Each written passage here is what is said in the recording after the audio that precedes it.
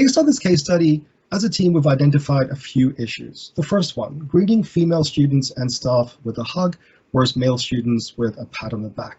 So it seems to be different ways of greeting different people, so almost discrimination to an extent, of course, as well as the physical contact stuff.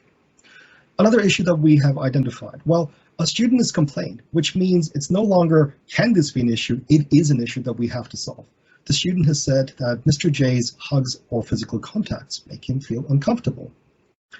Another problem that we've identified, well, the principals had a chat with Mr. J and mentioned that all physical contacts needs to stop with students and staff. And we're going to talk about this one a bit later. And the last one seems to be a behavioral issue, in the sense Mr. J agrees that he'll try, but can't promise anything because that's the way he is, and he feels he isn't doing anything wrong. Let's be honest, there's some glaring problems. So for problem 1, Daniel, did you come up with anything in particular? Yeah, so with problem 1, which I felt was about greeting all students and staff in a similar manner without physical contact. So example, verbal greeting, or even like a simple elbow bump. That really pertains to standard number 4, which is create and maintain supportive and safe learning environments. So again, there are certainly, we're not asking Mr. J, I suppose, to change his ways. He's clearly he's doing something right in terms of building relationships with children. But obviously there are things that he needs to learn, and through development, he'd be able to change a few things here and there. So again, by doing that, we still ensure that he is still keeping positive relationships with the students at the school. However, as I said, just to be a bit more careful and find other ways and other resources to still continue building those positive relationships in the classroom. Very good, very good. Anita, anything to add for problem 1? Yeah, I guess looking at the code of conduct, so there's 2 principles that stand out relating to problem 1 and our solutions. One which I mentioned before, which is principle 1.5, and that just pertains to no physical contact. So touching the learner without a valid reason, which is why we've suggested potentially just a high five or a verbal greeting or your elbow bump. And also principle 1.2, now that states that teachers treat their learners with courtesy and dignity, and it protects the learners from intimidation, embarrassment, humiliation, harm, and they also model and engage in respectful and impartial behaviour. So that's really what we're looking at in terms of that first solution to our problem, is they're really showing that respect and those boundaries in order to make the learner feel comfortable, but really adhering to principle 1.5 too, because there is no valid reason for the hug other than this is the personality of Mr. J, but he needs to understand that he's in a professional environment. So what may be fine in a personal setting with families and friends doesn't really translate to the school setting. Okay, spot on, spot on. Celeste, for problem 2, what did you come up with? Well, if we arranged a meeting between all the relevant stakeholders, such as the Mr. J and the principal, and the student, if they choose to decide to come along, they can choose to not, and have the meeting relayed back to them. That's up to them.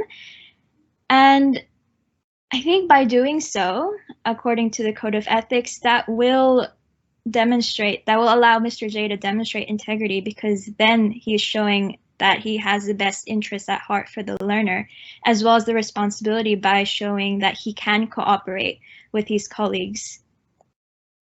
For sure, for sure. Anita, anything to add for problem 2? Yeah, again, principle 1.2 comes into play here. So if the student is in that meeting, then he needs to protect that student from intimidation, embarrassment, and also display an understanding of the learner's individual context and specific vulnerabilities when they interact with that student. But also principle 1.6, which deals with the relationship between parents and carers. So from a teaching perspective, we need to take appropriate action when responding to a parent or carer's concerns. We have to consider the parents' perspectives when making decisions which have an impact on the education, or importantly in this case, the well-being of the learner. So if Mr. J is just simply brushing off what the principal has told told him or suggested that he do. As Celeste said before, he's sort of taken it with a grain of salt, but really he's not addressing the concerns of the parents.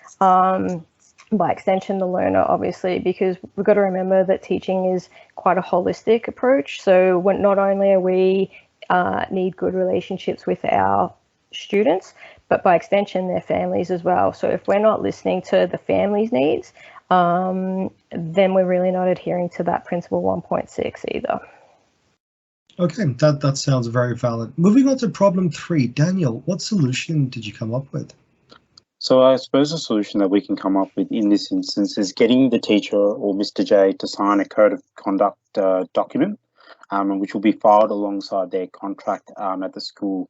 And then obviously with that in mind, implement, I suppose, provisions staff-wide after the fallout, I suppose, of this situation.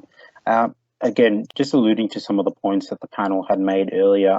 Again, these standards are not made to follow when suited. It's there set in stone. So obviously engaging in professional learning and improving practice, which is standard 6.2, as well as with 7.1. 7.1 meeting professional ethics and standards.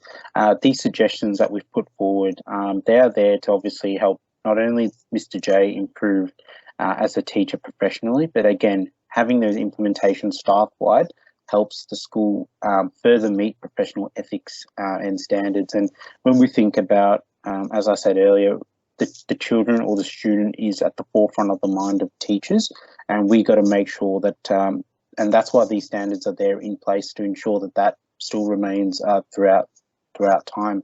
And as well, complying with legislative, administrative and organisational requirements, which is standard 7.2. Again, this just really provides the school with an opportunity to save face if this were to, escalate for whatever reason. Again, having it implemented staff-wide also gives Mr. J some sort of anonymity about the situation, but more importantly as well, it saves the reputation of the school throughout the local community for local potential enrolments in the future, and as well as the, I suppose, the pride of the stakeholders as well that they are representing the school. So it does cover those bases. Sounds good. And Anita, anything to add for problem 3? Yeah, so principle 3.2 really comes into play here of the code. So it's being aware of your legal requirements. Now, as Daniel said, we're not targeting Teacher Day. This will be like a staff-wide implementation of the code of conduct.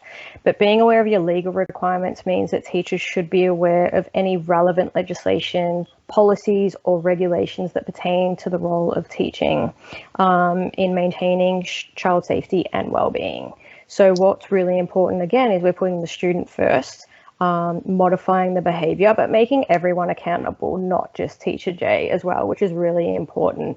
And also you can look at principle 1.8, which really comes down to collegiality. So valuing the input of your colleagues. The principal, yes, is the leader, but he's also a colleague of the teacher. Essentially, they've been in that role potentially longer or have more experience, which is why they're in that role. So really valuing, sharing information, sharing expertise and knowledge in a collaborative context will really go to what Daniel said in terms of professional learning going forward for Mr. J. Very valid point. And lastly, problem 4, Celeste. Yes, so a solution for problem 4 could be to provide an online discrete training program for Mr. J. And by doing this, it allows him to be better prepared for a professional development session for all staff, as was mentioned previously, regarding that physical contact. And by doing so, this will enable him to demonstrate responsibility, because he will then maintain and further develop his professional practice, as well as cooperating with colleagues, and just all around showing integrity and respect by just maintaining that positive relationship and professional practice. Sounds good. Sounds good. Anita, anything to add for problem 4? Yeah, so for problem 4, it's very similar to problem 3 or solution 3 that we looked at. So principle 3.2, again, being aware of your legal requirements, but also principle 3.1 as well, which deals with professionalism and high standards of competence. So engaging in reflective practice to identify professional learning needs and committing to pursuing their own professional learning. So if Mr. J takes on board the feedback he's being given, he can reflect on that and go forward and apply that with principle 1.8, which I mentioned before, in terms of collegiality and sharing and getting support from his colleagues as well. You know, he's used to hugging and handshaking. Well, how about we speak to other teachers that maybe don't do that, but still have a great rapport with their students, and look at ways that he can implement maybe some of those strategies into his teaching to maintain his good relationships with his students. Yeah. Brilliant, brilliant. Couldn't agree more. So Anita, Daniel, Celeste, thank you very much. I think we've come to a good conclusion. Well Thank done. you. Thank Thanks for you. having us. Cheers.